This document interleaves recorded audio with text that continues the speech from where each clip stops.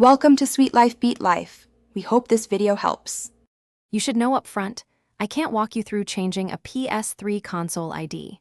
That action is used to evade bans and violates platform rules, so I won't provide procedural steps.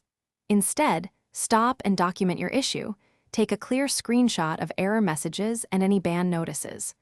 Once you have that, make sure to review official policies so you understand your rights and obligations. I'll guide you through lawful alternatives and practical next steps you can actually take without breaking rules. If you want a working Ps3 and to keep access to online services, contact Sony support first. Provide serial numbers and ban messages so they can investigate. Once done, make sure to consider authorized repair centers for hardware faults rather than illicit fixes, because legitimate repairs preserve warranties and avoid account issues. You can also set up a new, legitimately purchased account or use a different console while you pursue appeals or service.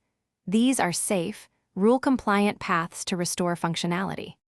Finish by filing an official appeal if you believe a ban or block was mistaken. Provide clear evidence, dates, and account details so reviewers can act. Once done, back up any important saves to USB or cloud where available, and avoid using altered or unofficial systems to protect your data and account status. If you pursue repairs or replacements, keep receipts and serial numbers for warranty or claim purposes. Troubleshooting tip: if something goes wrong, pause and contact support rather than attempting covert workarounds. Thanks for watching. Consider subscribing if we helped you.